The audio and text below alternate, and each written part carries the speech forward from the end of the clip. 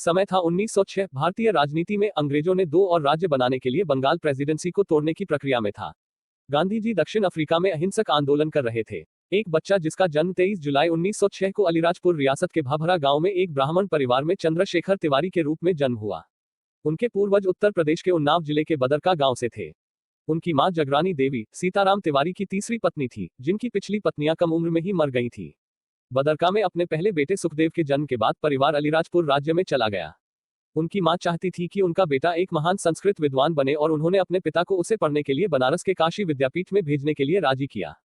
अब आते हैं सीधा 15 साल बाद 1921 में, जब असहयोग आंदोलन अपने चरम पर था, तब 15 वर्षीय छात्र चंद्रशेखर भी इसमें शामिल हुए। परिणामस्वरूप उन्हें 20 दिसंबर को गिरफ्तार कर लिया गया। एक सप्ताह बाद पारसी जिला मजिस्ट्रेट न्यायमूर्ति M.P. खरेघाट के सामने पेश होने पर जब उसका नाम पूछा गया तो उन्होंने अपना नाम आजाद बताया, अपने पिता का नाम स्वतंत्रता और अपना निवास स्थान जेल बताया। क्रोधित मजिस्ट्रेट ने उसे 15 कोड़ों की सजा दी। 1922 में महात्मा गांधी द्वारा असहयोग आंदोलन को स्थगित करने के बाद आजाद निराश हो गए। उनकी मुलाकात एक युवा क्रांतिकारी मनमथ नाथ गुप्ता से हुई, जिन्होंने उन्हें राम प्रसाद बिस्मिल से मिलवाया, जिन्होंने एक क्रांतिकारी संगठन हिंदुस्तान रिपब्लिकन एसोसिएशन HRA का गठन किया था। फिर वह HRA का एक सक्रिय सदस्य बन गया और HRA के लिए धन इकट्ठा करना शुरू कर दिया। अधिकांश धन संग्रह सरकारी संपत्ति की डकैतियों के माध्यम से किया गया था। आजाद ने कुछ समय के लिए झांसी को अपने संगठन का केंद्र बनाया। उन्होंने झांसी से 15 किलोमीटर दूर स्थित ओरछा के जंगल को शूटिंग अभ्यास के लिए एक स्थल के रूप में इस्तेमाल किया और एक विशेषज्ञ निशानेबाज होने के नाते उन्होंने अपने समूह के अन्य सदस्यों को प्रशिक्षित किया। उन्होंने सतार नदी के तट पर एक हनुमान मंदिर के पास एक झोपड़ी बनाई और लंबे समय तक पंडित हरिशंकर ब्रह्मचारी के उपनाम से वहां रहे। उन्होंने पास के गांव धिमारपुरा के बच्चों को पढ़ाया और इस तरह स्थानीय निवासियों के साथ अच्छा तालमेल स्थापित करने में कामयाब रहे। झांसी में रहते हुए उन्होंने सदर बाजार स्थित बुंदेलखंड मोटर गैराज में कार चलाना भी सीखा। 9 अगस्त 1925 को 8 नंबर डाउन ट्रेन शाहजहांपुर से लखनऊ जा रही थी।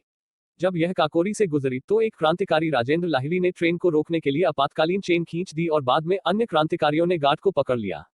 उन्होंने उस विशेष ट्रेन को लूट लिया क्योंकि उसमें टैक्स के पैसों के थैले लदे हुए थे जो भारतीयों के थे और उन्हें ब्रिटिश सरकार के खजाने में स्थानांतरित किया जा रहा था।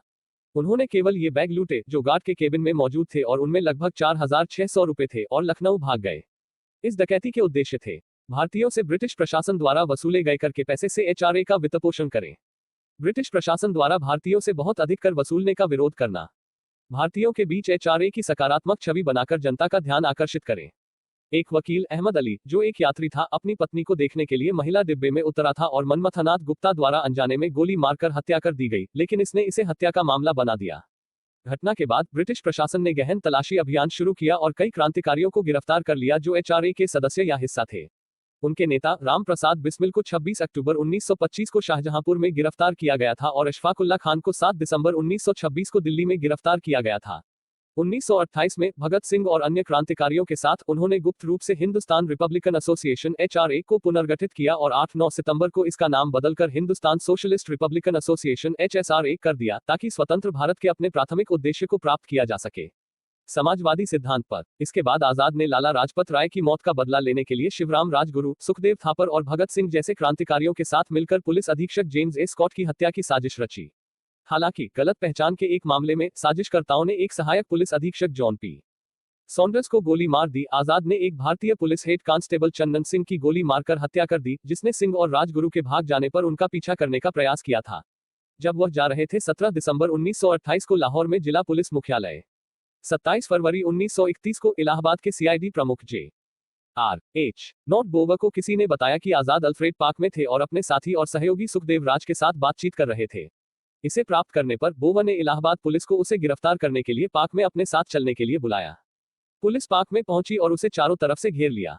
DSP ठाकुर विश्वेश्वर सिंह समेत कुछ सिपाही राइफलों से लैस होकर पार्क में दाखिल हुए और गोलीबारी शुरू हो गई। आजाद ने 3 पुलिसकर्मियों को मार डाला, लेकिन खुद को बचाने और अपने सहयोगी राज की मदद करने की प्रक्रिया में वह बुरी तरह घायल हो गए। आजाद ने स्वतंत्रता संग्राम जारी रखने के लिए उन्हें बाहर जाने के लिए कहा और राज को पार्क से सुरक्षित भागने के लिए कवर फायर दिया। आजाद खुद को बचाने के लिए एक पेड़ के पीछे छिप गए और उसके पीछे से गोलियां चलाने लगे। पुलिस ने जवाबी फायरिंग की। एक लंबी गोलीबारी के बाद हमेशा आजाद रहने और कभी भी जीवित न पकड़े जाने की अपनी प्रतिज्ञा को निभाते हुए उन्होंने अपनी बंदूक की आखिरी गोली से खुद को सिर में गोली मार ली। गोलीबारी में बोवर और DSP सिंह क्रमशः दाहिने हाथ और जबड़े में घायल हो गए। अन्य अधिकारियों के घटनास्थल पर पहुंचने के बाद पुलिस ने आजाद का शव बरामद किया। आजाद को मृत पाकर भी वे उनके करीब आने से झिझक रहे थे। दोस्तों, आपको चंद्रशेखर आजाद का जीवनी कैसी लगी कमेंट में बताना। चैनल नया है, एडिटिंग भी थोड़ी कमजोर है, कोशिश करूंगा और बेहतर एडिटिंग करने का। चैनल को सब्सक्राइब कर देना और आप सभी को हैप्पी इंडिपेंडेंस डे।